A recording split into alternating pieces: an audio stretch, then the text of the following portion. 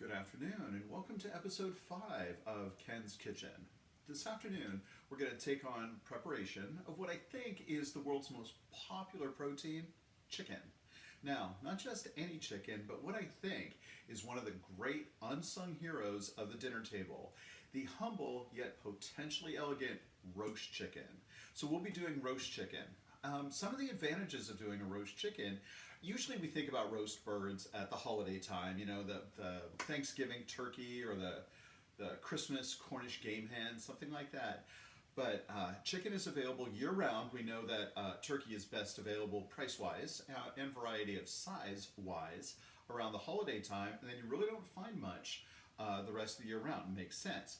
Chicken, of course, if you got that hankering, did I just use the word hankering? Hankering for a roast bird, chicken is available year-round, surprisingly affordable, and much cheaper than your retail cuts, those boneless, skinless, tasteless fillets, or your pack of 14 chicken thighs. What are you going to do with 14 chicken thighs? Or the larger family pack of 36 drumsticks. All right. This is versatile, delicious, cheap, and oh so easy. So we're going to start doing that momentarily. But before we continue, oftentimes whole chickens will come frozen, or if you buy them and they happen to be frozen, this one was, thawing it out is kind of delicate. I'm not sure. I was always taught, yes, my mother told me, and I've never changed in 40 years. I say that a lot. This is another one. When we would have our frozen Thanksgiving bird, it would be in the freezer, of course, and then 3 days before Thanksgiving, it would come out to start thawing. Now, I was always taught you can't leave poultry out on the counter for a day or day and a half. Welcome to food poisoning. Never happened to me. Don't know if it's true. This is how I do it. So there's a significant amount of water, believe it or not, in frozen birds. So that's why they seem rock hard when they're frozen, almost harder than frozen steaks and other, frozen fish and stuff. It's like, wow, this thing's a boulder. Yeah, I know it's frozen, but there's also a lot of water in it. So in any case, it takes longer to thaw thoroughly, like all the inside cavities and stuff, than other cuts. So what we did is we took it out frozen solid. 1 day you can leave it on the counter, no problem. Room temperature, frozen solid, that's fine. It's not going to get anywhere near thawed. But after that first day, next 2 days in the fridge. So you're going to have to plan ahead if your bird is frozen. If not, they're ready to go from the supermarket. We, however, are going to kick over to the sink and give this thing a bath and dry it and let it acclimate before we start the preparation. Every time I cook poultry, no matter what the cut is, a retail, separated chicken thigh or, leg quarter or something like that, I always wash it and set it on paper towels and let it dry. Again, something I was taught, don't know if it's necessary, but I can't be the only one. And when you open the chicken package, you get this kind of, I don't know, I don't want to say slime, that's not really appetizing, but it's kind of something that I want washed off. The chicken should smell neutral or very, very mild. Any food that smells pungent when you open it, bad news. Side note on the beef, if the beef has a sweet after scent, no good, no good. So these are the kind of tools of the trade that my mother would tell me. All right, so you're gonna need this anyway, so we may as well let the chicken dry on its roasting pan with rack. This beat up thing has been in my kitchen since I moved out. So I'm just gonna set it here. Couple paper towels on the bottom side, then a couple here waiting for the top side. All right, take it into the sink. Get a pair of good kitchen shears. Tell me you have a pair. All right, double check the scent. Yes, very mild, very mild. Yes, it smells like chicken, but it doesn't smell overly chickeny. All right, and yeah, there's that stuff on it. It's not bad, it's just kind of like, feels like something I want washed off. The other advantage to doing this is that you can double check if it feels super cold. Like maybe it's not thawed all the way, so you can double check that. This one's fine. And then you can see if there are any giblets or innards in the cavity. Tell me you haven't made that mistake when you're slicing your Thanksgiving turkey and there's this packet of something in there that you forgot to get out. That's the giblets and the innards and the neck. All right. This one has its neck still attached. We will tend to that later. is interesting. It's got this bruising on it. I've never seen it before. This is a range-free organic chicken from Rosati Ranch. No, I'm not advertising. That's just where I got it. But I've never seen that coloring before. I think we're fine. All right, so just kind of until it feels like it's rinsed off good. All right, so got that. There's the neck. Like I said, we'll take care of that later. Got there. All right. Yes, I'm leaving the water running because I'm going to turn around and wash my hands right after. Okay. Oh, that's warm. All right. Got that. This goes in here. Safety when you're dealing with poultry, so you should always take a moment to wash your hands when you're done touching it, of course. You should follow up with a little hand sanitizer. Hang on. All right, so that's kind of doing its drying thing, and I'm going to get out all the ingredients and all the tools, and then we can start preparation in earnest. Back in a minute. All right, I've set out, excuse me, everything I need, and let's go over it. So this is the time to start taking notes. This is the ingredient list, other than the chicken, of course. So it's all nice and dry, etc. And I cut the neck off, and I'll show you what I did with that when I'm done going over the ingredients. All right,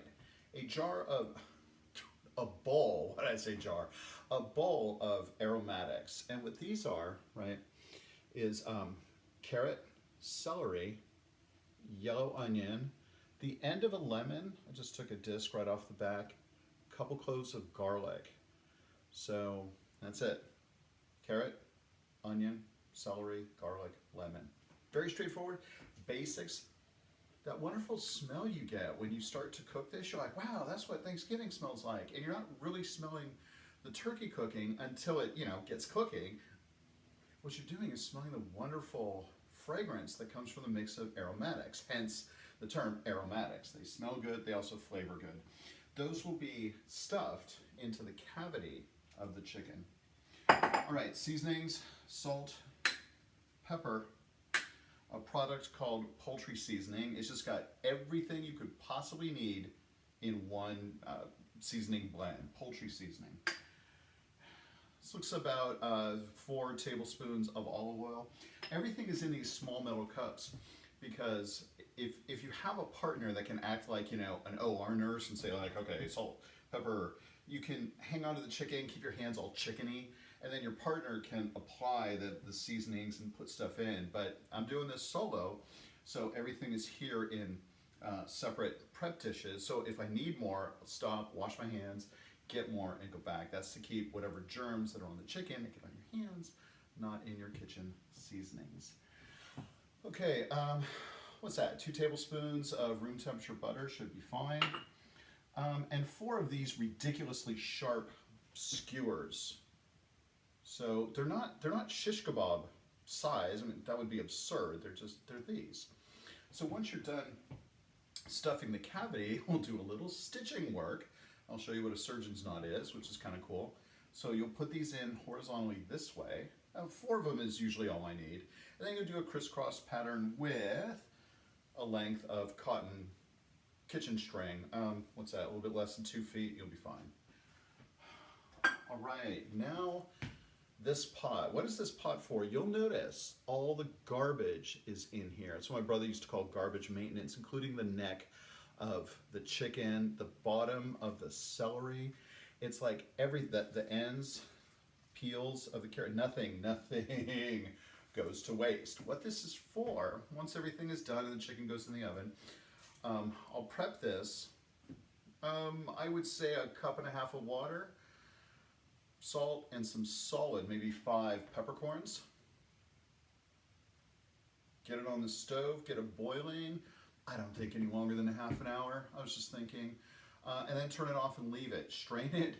That's the stock you use to make your gravy. That's another reason why having this roasting pan is a good idea, because all that wonderful chicken fat dripping, that stuff is supposed to be really, really bad for you, which is horrendously delicious, you can use to make a gravy. So this is a, humble yet potentially elegant dish. It shows well, it comes out all brown like a roast bird at the holiday time. But then if you're going to have gravy with it, which we happen to like, You take some of the oil here. This is the water that you add when you make gravy. If you're going to use one of those chintzy supermarket gravy flavor packets, which I happen to like, still use this. Make your own sort of quick stock. Use the oil from here. Use the flour or the gravy packet if you're going to cheat. Make yourself a roux, and then a roux. Wow, I cannot talk today. A roux. Then use this stock as the water that you would add, and then it's fine. It's homemade. It's better. Nothing goes to waste. So I'll prep this later. Let's get on with the chicken. All right, so hopefully you can see, you know what a chicken looks like. It's fine, you know what I'm doing. All right, so stand it upright. This is the cavity here. Head down, or what used to be the head. Sorry, boy. And, okay, season the cavity, as my mother would say. So I think I'm going to take, since I'm doing this solo, a spoon very carefully. I would just drizzle some olive oil in there, but since I'm doing this solo, I'm going to spoon the oil in. Okay, got that. All right, that should be fine. Some salt. You know, how much? I don't know.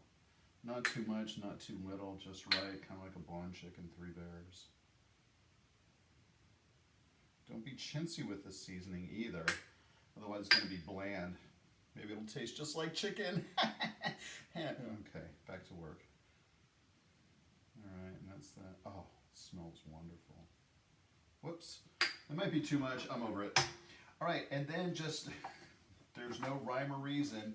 See how much of the aromatics. And again, regarding this, no waste. You wouldn't eat this part of the celery. If you do, I don't know what to do with it. I usually discard it. Not now. It becomes cooking material when you need stuff just to lend its essence. Like, you're not going to eat it. It's just going to lend its essence to whatever you're cooking. So you can use sections of vegetables that you might not normally. So it's another good reason to utilize things to their fullest potential. If I forgot to mention, there's garlic in here. I just saw a clove. I put 2 cloves of garlic, of course, smashed and peeled, because that's always fun to smash it with a knife blade. All right, so you kind of get the gist of what I'm doing. And you're just like jamming everything in. What doesn't fit will go in the pot for our gravy stock, is what we'll call it. I think we're fine, as long as you can sort of close. I think you're good. Sometimes these carrots can go on the side if you slice them thin like a spear, which I didn't. Make sure the other garlic clove goes in there. All right, I think we're gonna call this done. All right, so I'm gonna put all this in the pot. Remember, no waste. It's all good. All right, I'm not really sure if you can see this, but we'll have to do our best. Okay, so got this. 4 of these. Be careful, they will successfully accomplish the home blood test. Speaking for a friend. All right, and I'll show you what they look like when I'm done. So I'm just putting them horizontally from the top of the cavity opening, just evenly spaced, and I'll show you that in a minute.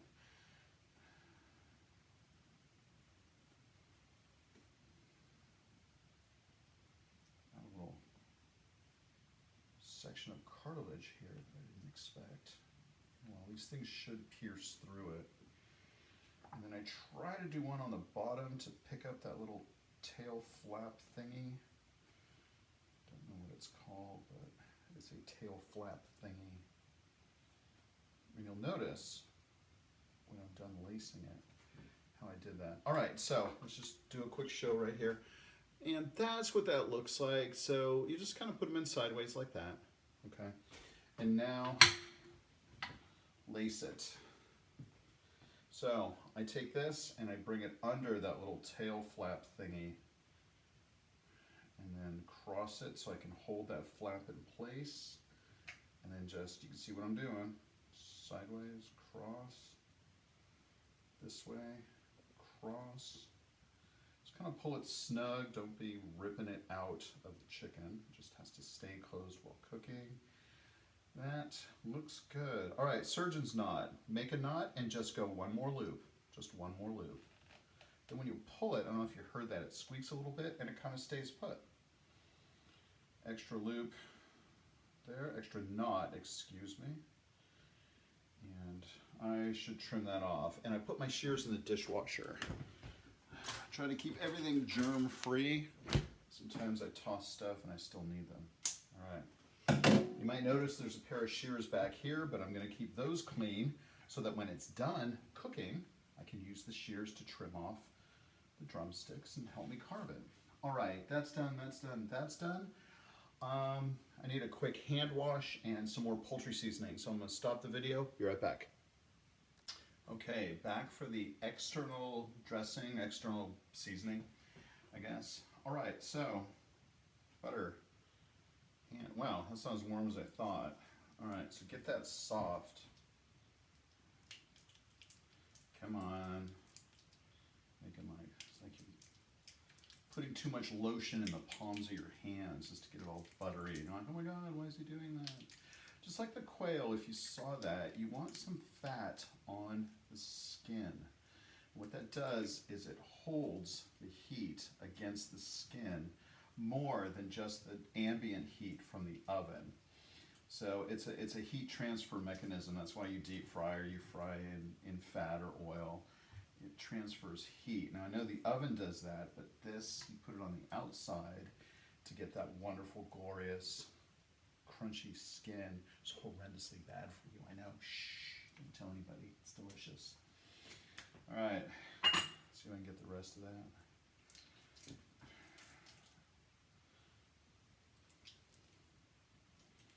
And again, there's no rhyme or reason for, there's no method, of course, there's a reason. As to where you put the butter or how much, I would always err on more is better. Of course, it's my philosophy in cooking. Anyway, ow, I told you that thing would give you the home blood test.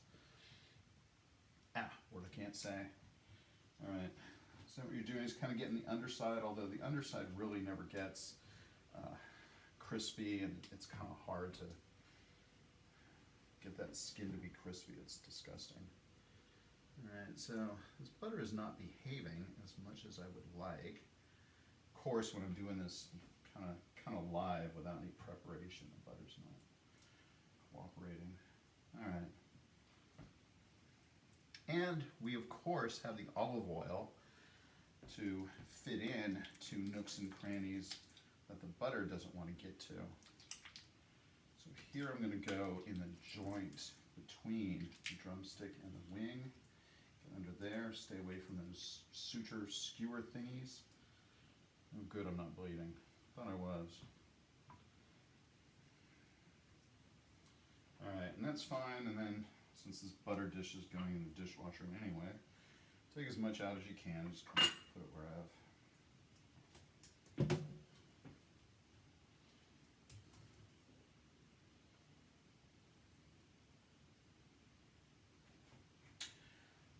All right, next of all, we're on to the olive oil. So you get the wet preparation first so that the seasoning will stick to it. If you put all the seasonings on and then you rub the butter and the oil, obviously, you'll rub it off. So again, you do this with your fingers or a brush or the palms. You know, you put it in your hands if you have somebody to help you. Pour some olive oil in the palms of your hands. That's fine. Just get it on in. Remember, it's the heat transfer mechanism for the skin. So there's kind of no such thing as too much. I don't think. Get under there.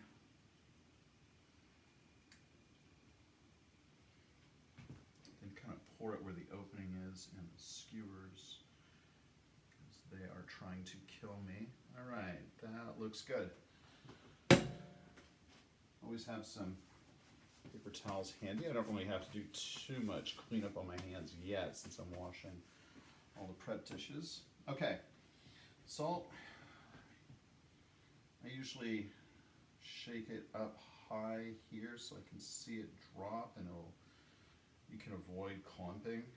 Nothing's worse than biting into something that you cooked and it's either over or under seasoned. So try to get that. That looked good. All right, pepper. Probably have too much there.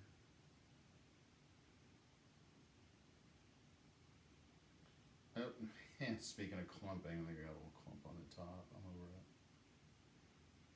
Particularly when it comes to chicken. Turkey, of course. The poultry is just bland if you don't have it seasoned up good. So, and other than the salt, you're not using any seasoning. It's going to have a terrible pungent flavor to it. Pardon me, I got a little clump in the poultry seasoning. Right, this is very light as it comes out, so I try to be up really high so I can get a good coverage.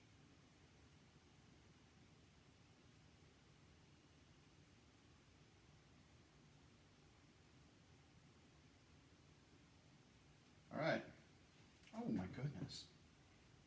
It's already starting to smell good and it hasn't even gotten close to cooking yet.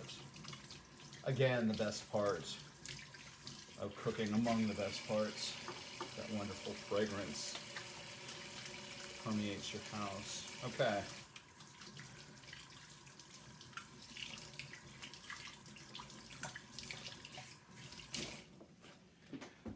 That's that. We're almost done until the reveal. So I'm going to set the oven to preheat to 375. And now I'm going to prep the gravy stock. Move. Okay. So as said, salt, of course. I would put some poultry seasoning in here just because it's an all-purpose seasoning blend that goes well with poultry, obviously. So that's fine.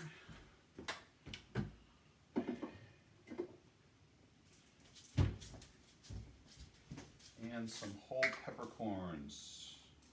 Brand new bottle, thank you Costco. All right, no more than half a dozen, should be fine. And without my glasses, that's close enough.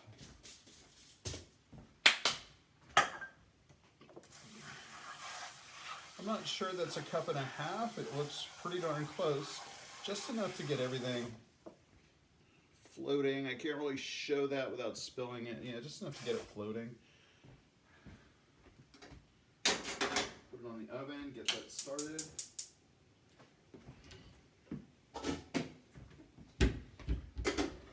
It doesn't have to boil for any more than 30 minutes. So whenever you notice it boiling, set the timer, or set the timer for 45 minutes, 15 minutes to get the boil, and half hour to be boiling. All right, that's there. I will see you in an hour and 15 minutes. I would give that thing an hour and 15 minutes at 375, and then we'll show that, and then maybe we'll show the carving. I'm actually not sure how tonight's dinner is gonna go, so in any case, as far as the chicken goes, in the oven, 375, hour and 15 minutes, take it out, tent it under foil for 15 minutes, and then carve it. All right, so at reveal time, I'll see you then. All right, it's been an hour and 15 minutes at 375 degrees, so the chicken is ready to come out, and oh my God, am I gonna make a smell-o-vision comment? Definitely. It smells wonderful. It's like Thanksgiving in March. If you're ever wondering about the doneness of any bird, take a sharp knife and just sort of pierce that tight, taut skin area between the drumstick and the wing, as far under as you can comfortably see. You want to look for those leg juices to run clear. It's an indication that it's done. If it's cloudy or red or pink in any way, it's not done. But been doing this long enough, hour and 15 minutes at 375 degrees is just fine. So let's take a look. All right, safety, you know that. All right, so I have a cutting board here to act as a trivet, and I'll tent it for 15 minutes before I carve it. Oh my God, check it out. Like I said, the humble but potentially elegant roast chicken. All right, that goes here. oven off.